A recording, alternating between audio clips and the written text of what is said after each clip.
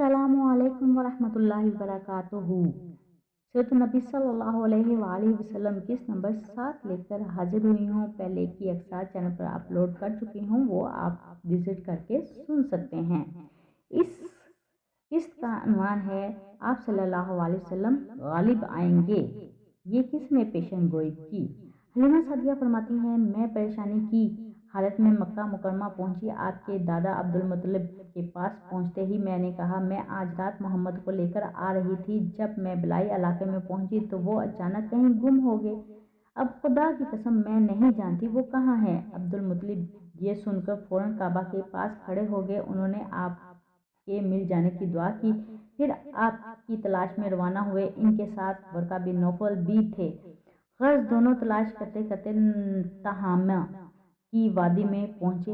एक दरख्त के नीचे इन्हें एक लड़का खड़ा नजर आया। इस दरख्त की शाखें बहुत घनी थी। अब्दुल मुत्तलिब ने पूछा, लड़के तुम कौन हो?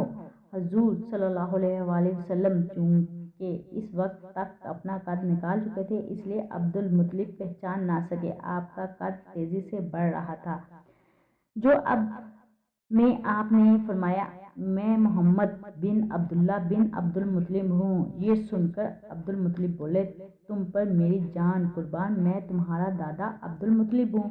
फिर उन्होंने आपको उठाकर सीने से लगाया और रोने लगे। आपको घोड़े पर अपने आगे बिठाया और मक्का की तरफ चले। घर आकर उन्होंने बकरियां और गायें ज़िबा की और मक्के वालों की दावत की। आपके मिल जाने के बाद हजरत हलीमा सादिया रज़ियल्लाहु तआला अन्हा हजरत आमना रज़ियल्लाहु तआला अन्हा के पास आई तो उन्होंने आपसे पूछा, हलीमा आप बच्चे को क्यों ले आई? आपकी तो ख्वाहिश थी कि ये अभी आपके पास रहे।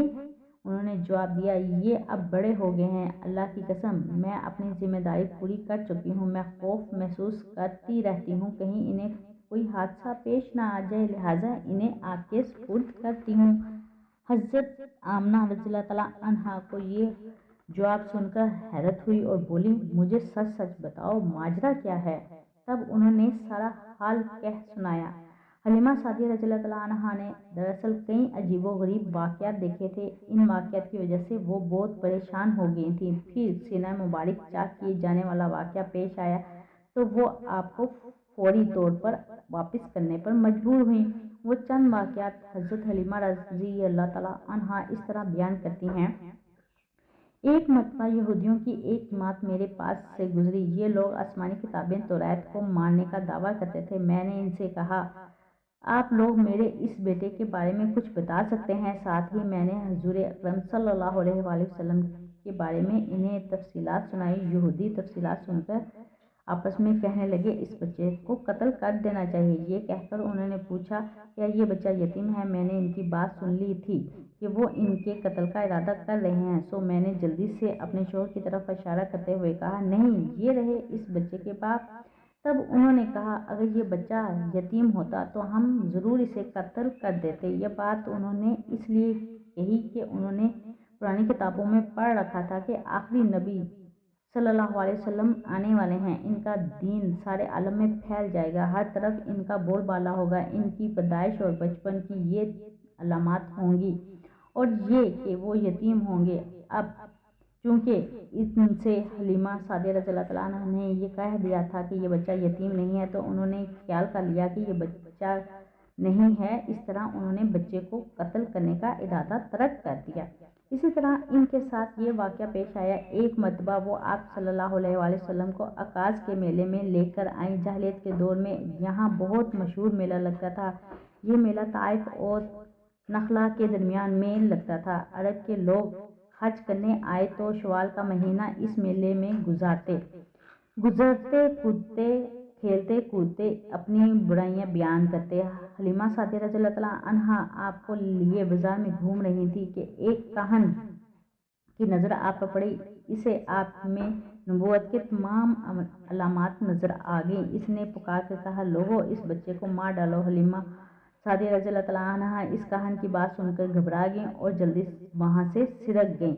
इसी तरह अल्लाह ताला ने हुजूर अकरम सल्लल्लाहु अलैहि वसल्लम की हिफाजत फरमाई। मेले में मौजूद लोगों ने कहन کی آواز سن کر ادھر ادھر دیکھا کہ کہیں بچے کو قتل کرنے کے لیے کہا گیا ہے، مگر انہیں وہاں کوئی بچہ نظر نہیں آیا۔ اب لوگوں نے کہاں سے پوچھا، کیا بات ہے، آپ کس بچے کو مار ڈالنے کے کہہ رہے ہیں ان سے؟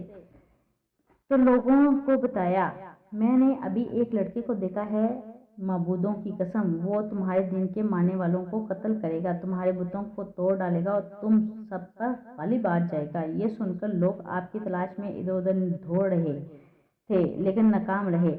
حلیمہ سعدیہ رضی اللہ تعالیٰ عنہا آپ صلی اللہ علیہ وآلہ وسلم کو لیے واپس آ رہی تھی کہ ذی الحجاز میں ان کا گزر ہوا۔ یہاں بھی میلہ لگا ہوا تھا۔ اس بازار میں ایک نجومی تھا، لوگ اس کے پاس اپنے بچوں کو لے کر آتے تھے، وہ بچوں کو دیکھ کر ان کی قسمت کے بارے میں اندازہ لگاتا تھا۔ حلیمہ سعدیہ رضی اللہ تعالیٰ عنہا ان کے نزدیک سے گزری تو نجومی کی نظر آپ صلی اللہ علیہ وآلہ وسلم پر پڑی۔ نجومی کو آپ صلی اللہ علیہ وآلہ وسلم کی مہر نبوت نظر آ گئی، ساتھ ہی آپ صلی اللہ علیہ وآلہ وسلم کی آنکھوں کی خاص سرخی اس نے دیکھ لی اور وہ چلا اٹھا، اے عرب کے لوگو، اس لڑکے کو قتل کر دو، یہ یقیناً تمہارے دین کے ماننے والوں کو قتل کرے گا، تمہارے بتوں کو توڑ ڈالے گا اور تم پر غالب آئے گا۔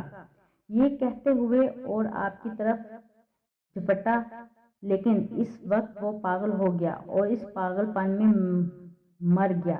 ایک اور واقعہ سیرت ابن ہشام میں ہے کہ حبشہ کے عیسائیوں کی ایک جماعت حضور اکرم صلی اللہ علیہ وآلہ وسلم کے پاس سے گزری۔ اس وقت آپ صلی اللہ علیہ وآلہ وسلم حلیمہ سعدیہ رضی اللہ تعالیٰ عنہا کے ساتھ تھے اور آپ کو آپ کی والدہ کے حوالے کرنے جا رہی تھیں۔ ان عیسائیوں نے آپ صلی اللہ علیہ وآلہ وسلم کو دیکھا اور آپ کو مارنے کے لیے دوڑنے کی کوشش کی۔ حلیمہ سعدیہ سے پوچھا، کیا اس کی آنکھیں ایسی ہی ہیں؟ سرخی ہے، اس میں سرخی ہے، اس بچے کی آنکھوں میں کوئی تکلیف ہے؟ انہوں نے جواب میں کہا، نہیں، کوئی تکلیف نہیں، یہ سرخی تو ان کی آنکھوں میں قدرتی ہے۔ ان عیسائیوں سے کہا، تب اس بچے کو ہمارے حوالے کر دو، ہم اسے ملک لے جائیں گے، یہ بچہ پیغمبر اور بڑی شان والا ہے، ہم اس کے بارے میں سب جانتے ہیں۔ حلیمہ سعدیہ رضی اللہ تعالیٰ عنہا یہ سنتے ہی وہاں سے جلدی سے دور چلی گئیں، یہاں تک کہ آپ صلی اللہ علیہ وآلہ وسلم کی والدہ کے پاس پہنچا دیا۔ ان واقعات میں جو سب سے اہم واقعہ ہے وہ سینہ مبارک چاک کر دینے والا ہے۔ روایات میں یہ ثابت بھی ہے، آپ صلی اللہ علیہ وآلہ وسلم کے سینہ مبارک پر سلائی کے نشانات موجود تھے، جیسا کہ آج کل ڈاکٹر حضرات آپریشن کے وقت ٹانکے لگاتے ہیں، ٹانکا کھول دیے جانے کے بعد بھی سلائی کے نشانات موجود رہتے ہیں۔ اس واقعے کے بعد حلیمہ سعدیہ رضی اللہ تعالیٰ عنہا ان کے خاوند نے فیصلہ کیا کہ اس بچے کو آپ کے پاس واپس کر دیا جائے، اپنے پاس نہ رکھا جائے۔ جب حضرت حلیمہ سعدیہ رضی اللہ تعالیٰ عنہا نے آپ صلی اللہ علیہ وآلہ وسلم کو حضرت آمنہ رضی اللہ تعالیٰ عنہا کے حوالے کیا، اس وقت آپ صلی اللہ علیہ وآلہ وسلم کی عمر 4 سال تھی۔ ایک روایت میں ملتی ہے کہ اس وقت عمر آپ کی 5 سال تھی، ایک روایت میں ہے کہ آپ کی عمر اس وقت 6 سال تھی۔ جب حلیمہ سعدیہ رضی اللہ تعالیٰ عنہا نے آپ صلی اللہ علیہ وآلہ وسلم کو حضرت آمنہ کے حوالہ کیا تو اس وقت کچھ دنوں بعد حضرت آمنہ رضی اللہ تعالیٰ عنہا انتقال کر گئی، والدہ کا سایہ بھی سر سے اٹھ گیا۔ حضرت آمنہ رضی اللہ تعالیٰ عنہا کی وفات مکہ اور مدینہ کے درمیان ابوہ کے مقام پر ہوئی، آپ کو یہیں دفن کیا گیا۔ ہوا یہ تھا کہ آپ صلی اللہ علیہ وسلم آپ کی والدہ آپ کو لے کر اپنے میکے مدینہ منورہ گئیں۔ آپ صلی اللہ علیہ وآلہ وسلم کے ساتھ ایمن بھی تھیں۔ ایمن کہتی ہیں کہ ایک دن مدینہ کے 2 یہودی میرے پاس آئے اور بولے، ذرا محمد صلی اللہ علیہ وآلہ وسلم کو ہمارے سامنے لاؤ، انہیں دیکھنا چاہتے ہیں۔ وہ آپ صلی اللہ علیہ وآلہ وسلم ان کے سامنے لے آئیں۔ انہوں نے اچھی طرح دیکھا، پھر ایک نے کہا ساتھی سے، یہ اس امت کا نبی ہے اور یہ شہر ان کی ہجرت گاہ ہے، یہاں زبردست جنگ ہوگی، قیدی پکڑے جائیں گے۔ آپ صلی اللہ علیہ وآلہ وسلم کی والدہ کو یہودی کی اس بات کا پتہ چلا تو آپ ڈر گئیں، آپ صلی اللہ علیہ وآلہ وسلم کو لے کر مکہ مکرمہ کی طرف روانہ ہوئیں، مگر راستے میں ہی ابوہ کے مقام پر وفات پا گئیں۔ قصہ جاری ہے۔ یہ اس قصے کے مصنف ہیں عبداللہ فرانی، کتاب سیرت النبی صلی اللہ علیہ وآلہ وسلم، قدم با قدم سے میں نے یہ لیا ہے، ضبط و ترتیب سید ابراہیم شاہ کی ہے۔ اگلی قسط جلدی لانے کے لیے اچھا سا کمنٹ کیجیے اور اپنے فیملی فرینڈ میں ضرور شیئر کیجیے تاکہ ان کو اسلام کے بارے میں نالج حاصل ہو۔ دعا میں یاد رکھیے گا۔ اللہ حافظ۔